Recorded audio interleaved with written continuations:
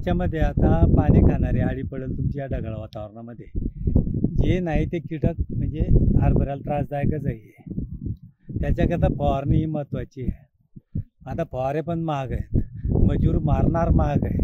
काय करणार शेतकरी? काय परवडतो शेतकऱ्याला? हे आपलं एक कोरडवाहू हरभरा लागवड केलेली आहे. हो, हा. कोरडवाहू आहे.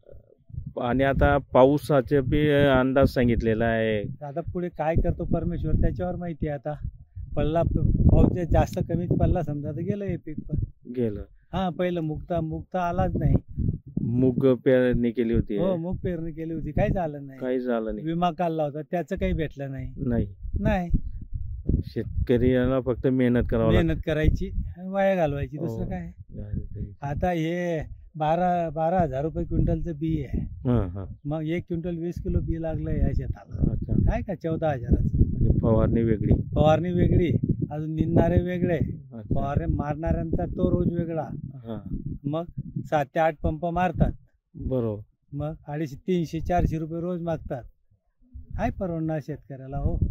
आणि फवारणी खतं वगैरे सगळं महाग झालं. मग सगळंच महाग झालेलं आहे ना. तुमची खतं महाग झाली, युरिया महाग झाली, DAP महाग झाली.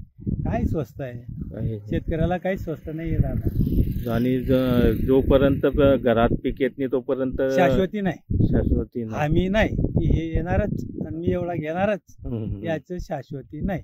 तोंडात आलेला घास एखाद्या टायमाला डिब्या उडून जातात. एवढं वादळ पण येतो एखाद्या टायमाला. बरोबर. कापलेल्या डिब्या या शेतातून त्या शेतात.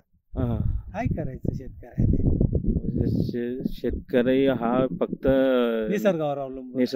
निसर्गावर अवलंबून. तो ठेवेल तसं राहील. भाव काय मिळतो त्याचं काय ती अजून गॅरंटी नाही. तो तर पुढचा प्रश्न आहे अजून भावाचा. व्यापारी ठरवल तो भाव शेतकऱ्याला. शेतकऱ्याचा कुठे उत्पादित भाव आहे? नाही. व्यापाऱ्याला परवडतो त्या भावात मागतो, व्यापारी घेतो. शेतकऱ्याला दिल्याशिवाय गत्यंतर नाही. कर्ज झालेला असतो. फवारावाला म्हणतो मी, खतावाला म्हणतो मी, रोजंदार म्हणतो मी. कुणाच परवडणार शेतकरी?